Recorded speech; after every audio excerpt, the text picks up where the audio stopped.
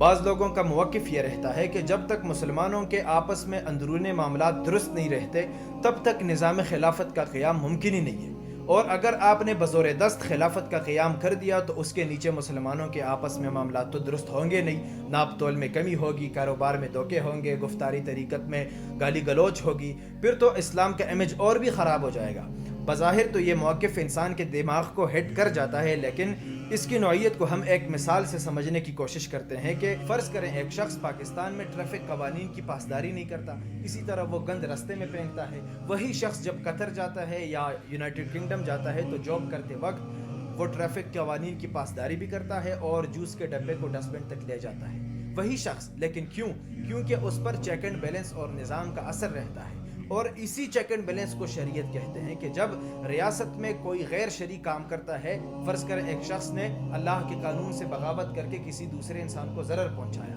اس پر ظلم کیا، تو اس کے مد مقابل نظام خلافت میں شریعت کا قانون ضد میں آتا ہے، اور جیسے کہ رسول اللہ نے عدالت کا تصور دیا، اسی عدالت میں اس کا مقدمہ لڑا جاتا ہے اور اس کو اس کے جرم کی سزا ملتی ہے۔ تو جب معاشرے میں چیک اینڈ بیلنس ہوگا، پیٹرول پمپ پر، ریڈی والے پر، تاکہ ناپ تول میں کمی نہ ہو، معاشرے میں افراد پر، ایجوکیشنل انسٹیٹیوٹس پر اور اسی طرح حکمرانوں پر بھی چیک اینڈ بیلنس رہتا ہے۔ آپ کو حضرت عمر کے واقعے کا پتہ ہوگا کہ ایک صحابی نے پوچھا تھا کہ آپ کی قمیص اتنی لمبی کیوں ہے۔ بہرحال بتانے کا مقصد یہ تھا کہ معاشرے کو صالح کرنے کا سب سے بڑا سبب اور رستہ ہی نظام خلافت ہے۔ اگر واعظ و نصیحت سے معاشرہ صالح بنتا تو محمد مصطفیٰ سے سب سے بڑا مبلغ تھا ہی نہیں، ان جیسا انداز گفتار کسی کا تھا ہی نہیں۔ اگر ان کے الفاظ سے معاشرہ صالح نہیں ہوا تو آپ کیا سمجھتے ہیں کہ آپ کے واعظ و نصیحت سے معاشرہ صالح ہوگا؟ اگر محمد مصطفیٰ کو شریعت اور نظام کا قیام معاشرے کو صالح کرنے کے لیے پڑا تو آپ کیا کہتے ہیں کہ آپ نظام خلافت کے قیام کے بغیر معاشرے کو صالح کر پائیں گے؟